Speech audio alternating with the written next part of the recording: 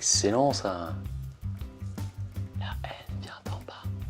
Hello toi, j'espère que tu vas bien. Dans cette nouvelle vidéo, on va répondre à la question qui est quel broker utiliser quand on a un petit compte de trading comme moi. Alors quand je dis petit compte, c'est un compte entre 50 et 1000 euros. Encore une fois, je vais répondre de manière logique et rationnelle à cette question. Je suis pas là pour faire de la pub pour tel ou tel broker.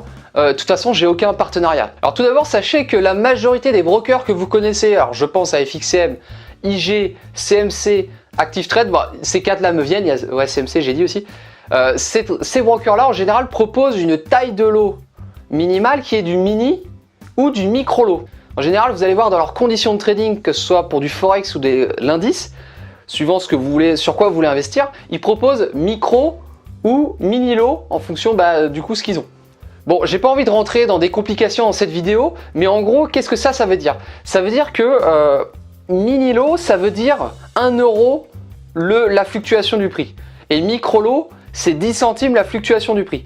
La fluctuation du prix, c'est quoi? C'est que quand le prix bouge de 1 point, par exemple sur l'indice on parle en points et sur le Forex on parle en pips.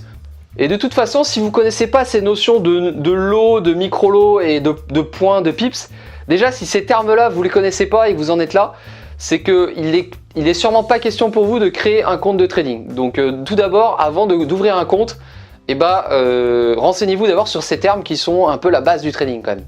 Ok, donc maintenant je vais vous donner 4 profils de traders, 4 exemples pour vous montrer si oui ou non ils peuvent trader avec leur compte sur un broker micro ou mini lot. Alors on a d'abord Paul, 55 ans, qui a 1000 euros. Non, j'ai mis quoi? Pas 1000 euros? Non, j'ai mis 5000 euros. Merde. On a d'abord Paul qui a... Bon, j'ai tout noté, hein, donc permettez-moi, j'ai tout noté. On a d'ailleurs Paul qui a 55 ans, qui a 5000 euros sur son compte de trading. Alors lui, ce Paul, Paul, je dis Paul, c'est bon, vous vous moquez pas. Et Paul, je vais essayer de dire Paul. Paul, il risque donc, sur ses 5000 euros, il respecte la règle des 1% de risque. Parce qu'en fait, quand vous tradez, n'oubliez pas que bien sûr, vous respectez, il faut respecter une gestion stricte de money management, à savoir qu'il faut trader pas plus de 1% de son capital, à chaque fois comme on dit. Donc si vous avez 5000 euros, il ne faut pas trader plus de 5000 euros, il ne faut pas prendre plus de 50 euros de risque. 50 euros, c'est 1% de 5000. Ok? Donc, imaginons Paul, donc lui il a 5000 euros, il s'autorise donc 50 euros par position. Paul, il fait du swing trading. Donc ça veut dire que du swing trading, c'est quoi? C'est qu'en gros, il trade sur un graphique journalier, donc il se permet de positionner son niveau de risque à 300, 500 points, enfin 500 pips ou points, en dessous de son point d'entrée. Donc imaginons, il l'a positionné à 300 pips. À 300 pips, donc, en fait, en micro-lot, une position à 300 pips, micro-lot, c'est 10 centimes le pips, comme je vous ai dit tout à l'heure. Donc 300 pips fois 10 centimes, ça fait 30 euros. Donc 30 euros, c'est ok pour Paul parce qu'il s'autorise 50 euros, donc 30 euros est inférieur à 50, donc c'est ok pour lui. Broker micro lot, check it. Un mini lot, ça va lui coûter donc 500 fois 1 euro le point, donc ça fait 500 euros. Donc là, clairement, il ne peut pas trader avec un broker mini lot. Donc Paul peut trader avec un broker micro lot, mais il ne peut pas trader avec un broker mini lot. Ensuite, on a Grégory, 23 ans, 500 euros de capital. J'ai pris au pif, hein. J'ai vraiment pris au pif là. Donc il s'autorise avec 500 euros une gestion, il s'autorise à risquer 5 euros par position. D'accord? Encore une fois, la règle des 1%, il ne peut pas perdre plus de 5 euros par position. Donc Grégory veut faire du swing trading comme Paul, parce qu'en fait Paul c'est son super héros. Et il veut faire du swing trading, donc il veut, pareil, il positionne son stop loss à 300 euros en dessous du point d'entrée.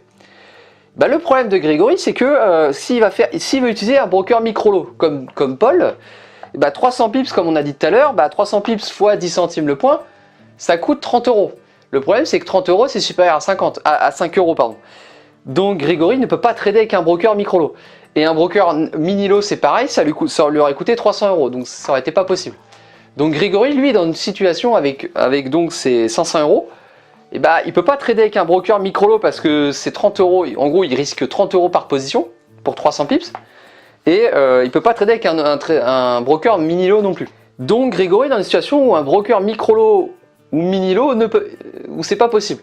Ensuite, on a Kevin, 18 ans, qui a 200 euros. Kevin, lui, il risque 1% de risque à chaque fois, donc 2 euros. Hein, d'accord? 1% de 200 euros, c'est 2 euros.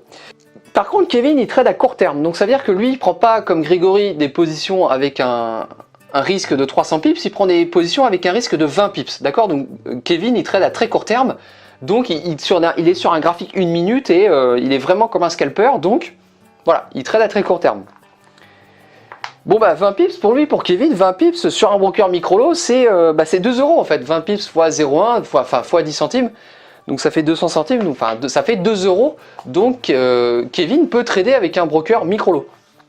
Sur un broker mini-lot, donc ça lui aurait coûté 20 pips à 1 euro, donc ça aurait coûté 20 euros. Donc sur un broker mini-lot, il ne peut toujours pas trader. Donc voilà, on a vu la situation. Grégory avec 500 euros ne pouvait pas trader sur un broker micro-lot parce que lui il fait du swing trading. Et Kevin avec ses 200 euros peut trader avec un broker micro-lot parce qu'il fait du trading très court terme.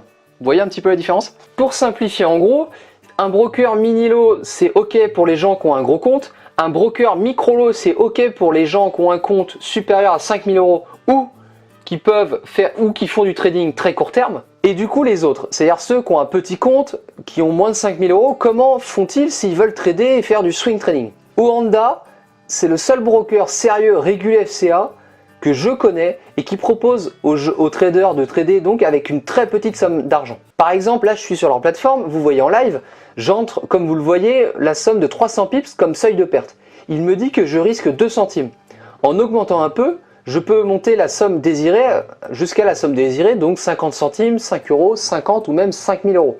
Donc pour résumer, avant de vous inscrire chez un broker, regardez bien ses conditions de trading. Et donc pour répondre à la question de la vidéo, comme je vous ai dit, Oanda, pour les gens qui ont les petits comptes, est le seul broker que je connaisse qui est vraiment cool pour les gens qui ont un petit compte. Et personnellement, j'ai commencé sur ce broker, donc allez-y, je ne peux que vous le recommander. Et je n'ai pourtant aucun partenariat. La vidéo est terminée. D'ailleurs, j'en profite aussi pour te dire que j'ai fait une formation gratuite avec le lien qui est disponible en bas de la description. Donc c'est une formation de 4 jours qui est totalement gratuite. Et au passage, j'utilise d'ailleurs Oanda dans la formation j'utilise Oanda pour passer des trades. Donc si tu as un petit compte de trading et que tu débutes en plus, sache que cette formation c'est vraiment exactement pour les gens comme vous. Si tu as aimé la vidéo, n'hésite pas à mettre un like, n'hésite pas à commenter, moi ça me fait toujours super plaisir et vu que j'ai pas beaucoup de commentaires, voire j'en ai pas, je répondrai aux commentaires assez facilement. Et tant que je suis pas famous pour l'instant, je suis encore joignable et au passage, merci, n'hésite pas à mettre un like, ça ferait super plaisir et je te dis bonne chance sur les marchés financiers, passe de bons trades, ciao mec.